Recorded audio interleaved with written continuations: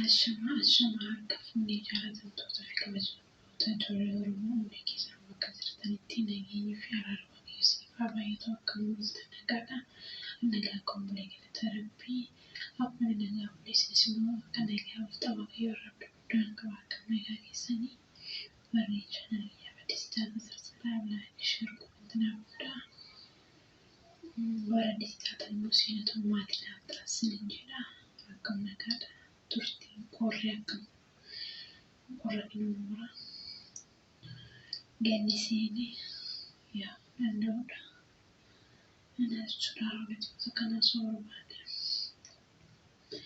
annaa ijoollee mugaarabbi ijoollee biyya arabaa hojjetu keessatti hojjechuu nuti warra biyya arabaa hojjetu dubartoota kiristaana qeerroo yeroo hojjechuudha dursa boota ofii keessaniif kenna nama biraatti dabarsitanii boota kennina boota kenna gaafa isiniif jechuudha boota osoo hin taane jechuudha yeroo ofii keessanii mugaa godhatan nama biraa gargaaruu amanee ofii keessanii godhatiin ofii keessanii bakka godhatiin ofii keessanii maallaqa qabaatiin dabarsanii nama biraatiif taatan kun garuu ta'uu qabu. Ofii keenya suubiin ofii keenya osoo yaadin maatii keenya obboleewwan obboleessa haadha abbaa keenyaaf yaada jirra. Inni kun ta'uu qabu. Jalqaba ofii keenya godhachuu qabna. Jalqaba ofii keenya wal barbaachisu godhachuu qabna. Gaafa ofii keenya godhannee hundumaa godhannee raawwanne maatiis obboleewwanis obboleessas gargaaruu hin dandeenya. Garuu ofii keenya godhatiin dabarsinee gaafa nama gargaaru nama boru maal taana? Boruun keenya maal ta'a? Kun boruun ta'uu qabu. Inni kun godhamu baatee dadhaa kan yaadamutti. Maaliif guyyaa garuu beeku? Dhukkubsachuu jira, dadhabuu jira. Akkatti mul'anuu beekan. Inni kan boru kan yaadamu jechuudha. Inni dhukkubsachuu jira, dadhabuu jira. Nama baay'ee jira jechuudha. Kanaaf jalqaba dursinee ofii keenya bakka ofii keenyaa bakka itti boqonnuu dandeenye. Kana isin jechuun barbaada obboleewwan koo mana balleessinee dhiifama baay'ee akka namoonni dhufee fi yaada keessanii fakkaafaluudhaaf ofii isiniin jedha. Innaa kana nuti bakka qabaannee birii hojjennee sammuu hojii har'a quufnee har'a tokko lama adamsuu qabna jennee jeetanii guyyaa tokko lama jennee lakkoofne damuusa fudhannee san bittinnee sinaa jechuudha. Kun eegni booroo ta'uu qabu. Rabbi ta'uu qabu. Akkatti dhufu wayita waan ta'eef birii keessa hin abaakanina. Maallaqa keessa hin abaakanina. Qabadha. Rabbi qabadha dhugaa isiniin jedha. Inni birii nuu taa'ee hin badu abaakanina dabarsanii namaa kennina. Abbaa obboleessa hin jedhina akkaantii qabaatan akkaantii keessan irra guutadha. Isaan gaafa harkaa dhabu namni kamiyyuu gaafa harkaa dhabu isin jaallatu. Gini ati gaafa harkaa qabdu gaafa waan hundumaa qabdu otoo ati hin barbaadin isaas si barbaadanii dhufan.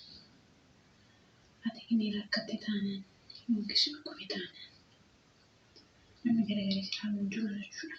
Kuni ifaa jechuudha. Namni garagalee si ilaalu hin jiru gaafa rakkatan. Amma gaafa fayyaa qabdaniitti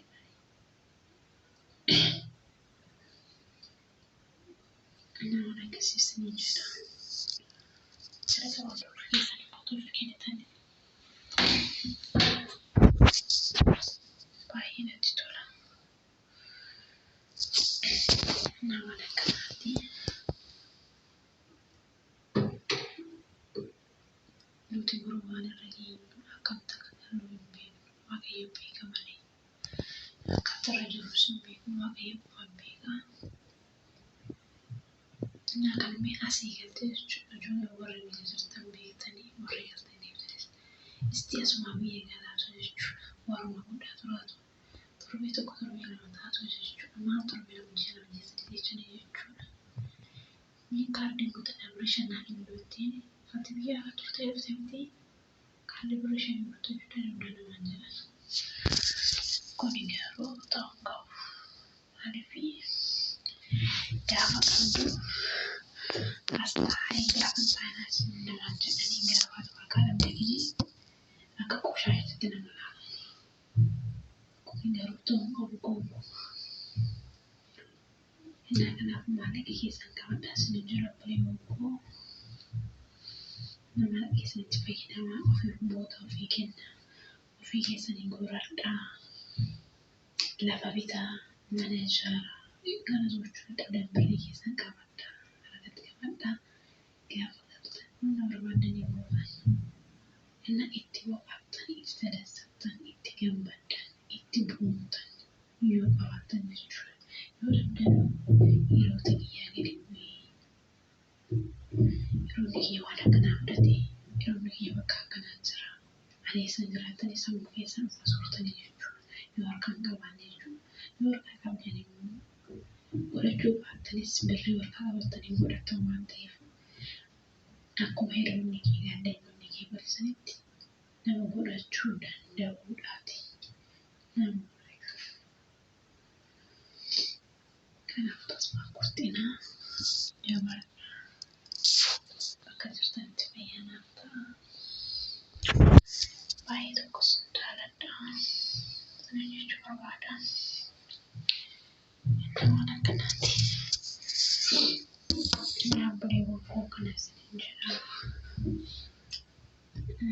Waa'ee kiyyaa immoo waan argattan waa'ee barrees ta'anan waa'ee karaamaatis ta'anan guyyaa biraas viidiyoos ni hojjedha jechuudha.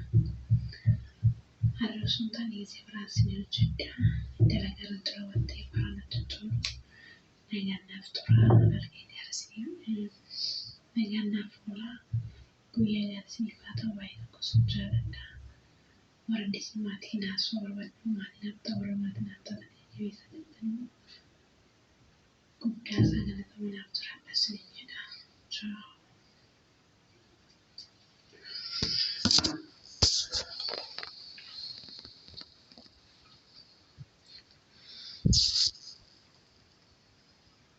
Jelash walumaa gala isinii faatu isinii jenne nu gaggeessan of galcha.